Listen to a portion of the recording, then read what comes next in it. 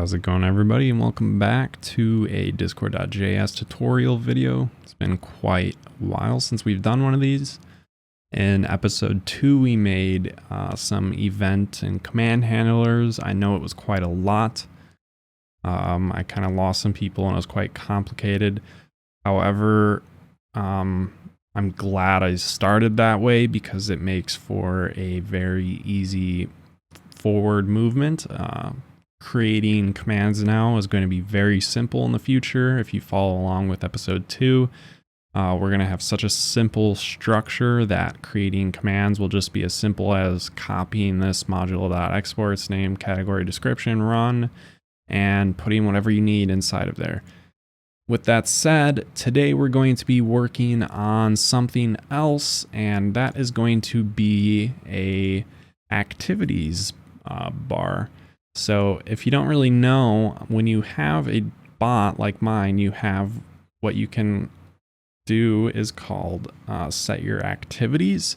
So as you can see, mine is saying playing _ help, and then it shows and it rotates between my users, my servers, and my channels that my bot is in. This is something pretty simple that I wanted to do, and although we don't have a help command yet, this will lead up to building our help command probably in the next episode. So with that said, let's get started on how we do this. If you're coming from episode 2 and you're looking at my ready.js, yes, I don't know why this looks so weird. My auto formatter refuses to let me do this.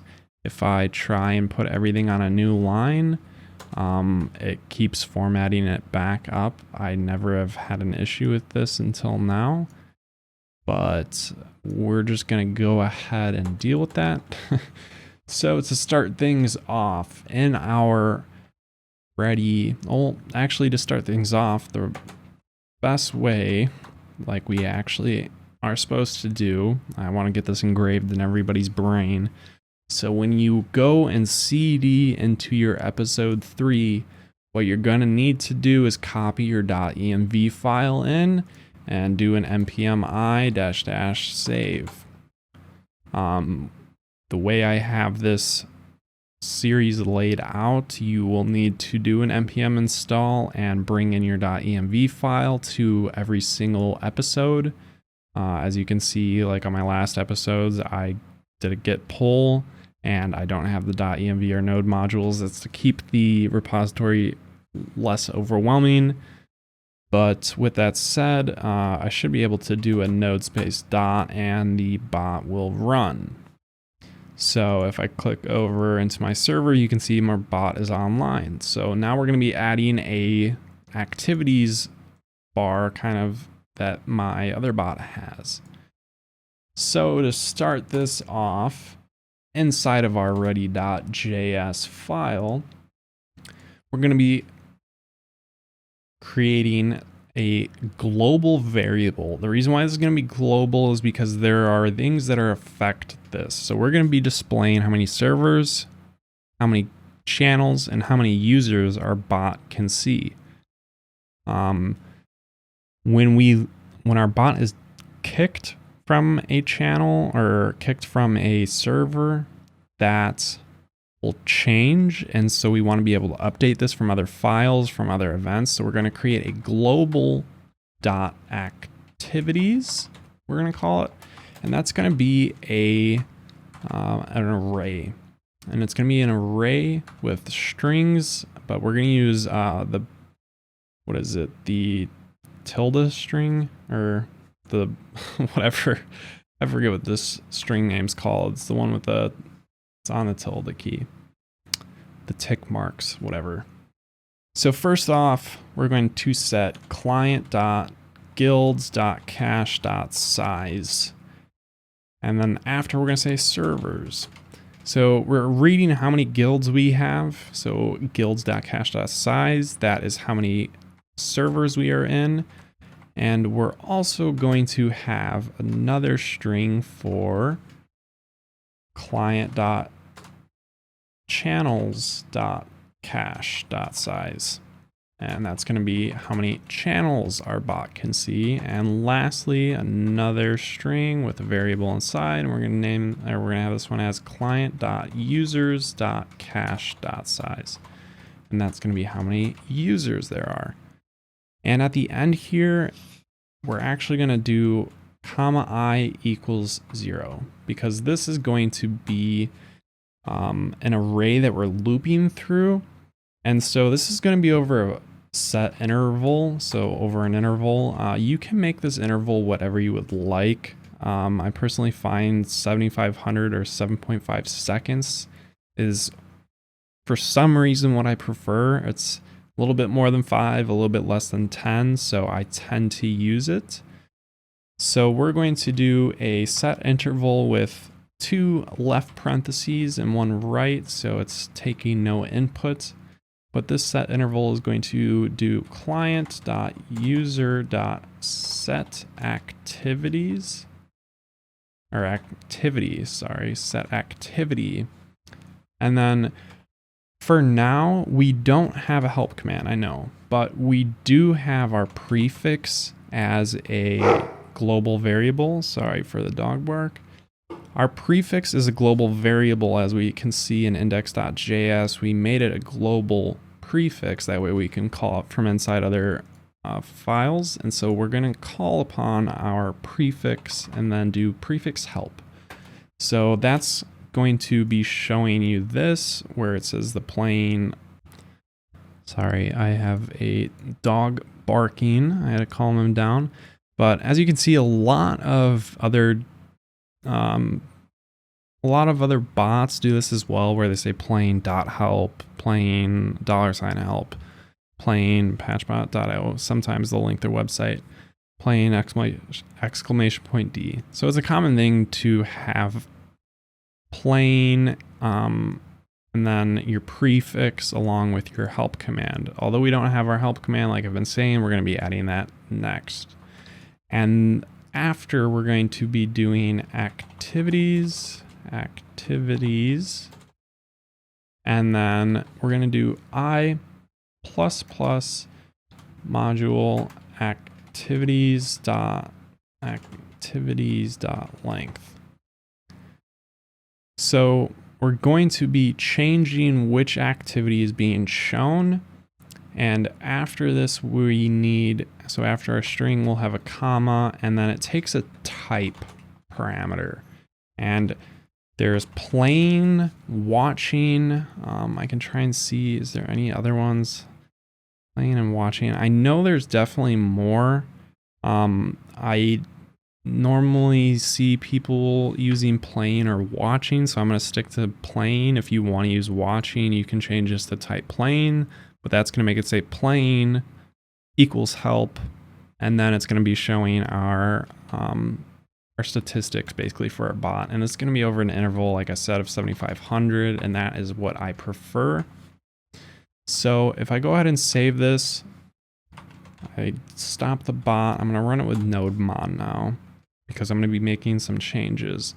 Global is not defined.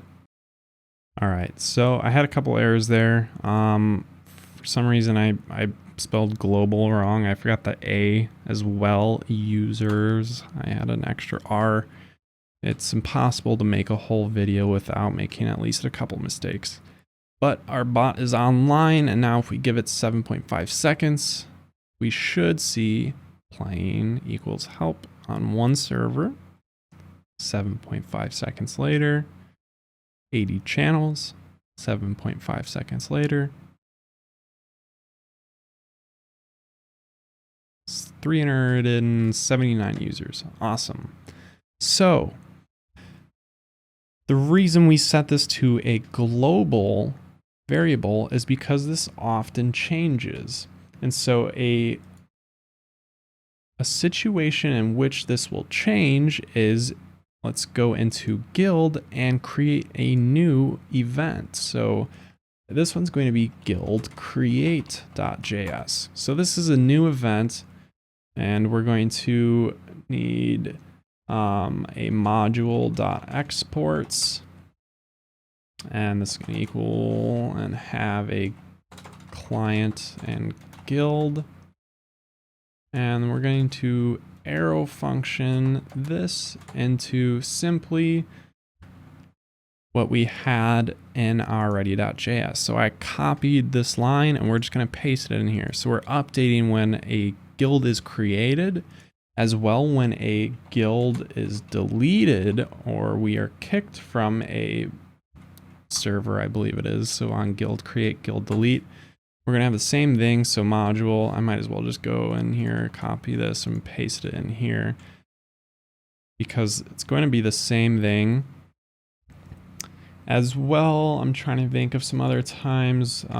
So when guild member add.js, so these are all functions that are part of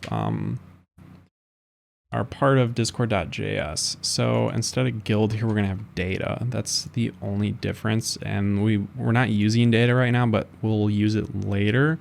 So on guild member add, we're going to update our activities as well. Of course, if we're going to do it on guild member add, we're going to do it on guild member remove.js. And then I believe that is all we're going to be doing now. So when a guild is created, when a guild's deleted, or when a member joins or when a member leaves, we're going to be updating our activities and our statistics. I want to be transparent in saying that guild member add and guild member remove doesn't always really change the member count. We have 379 users at the moment. If I were to kick someone, I think something with the cache kind of tends to break the users. So my main bot, it kind of tends to say it's got the same amount of users for hours straight. So I want to say that's just something with the cache. So don't really expect this to work 100% of the time, but we're adding it just for the sake as of right now. So we went ahead and saved that. And just gonna restart the bot one more time. So we start the bot up. It goes online, and then it starts saying plain equals help, and then it shows our statistics. So this is a short tutorial that's leading up to our help command. Of course, if we're showing people our help command, we might as well create one next. So in the next video, I believe I'm going to be trying to create a help command. If you found this video helpful, feel free to leave it a like. If you're following the series, this will make more sense. If you're kind of coming from out of the series, it might be a little confusing what we're doing. But if you're coming from out of the series, client.user.setActivity is the function that you're really going to be using to set an activity for your bot. But we're going about it in a different way that's kind of unique, and it helps it stand out, and it shows some statistics on the bot, which can be kind of fun.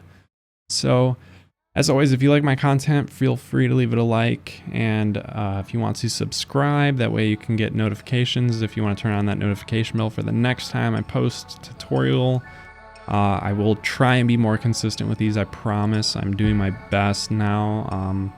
I kind of have more motivation to work on this now that my main bot is almost hit 40,000 users. So with that said, that's going to be the end of this tutorial, and I will catch you guys in the next one.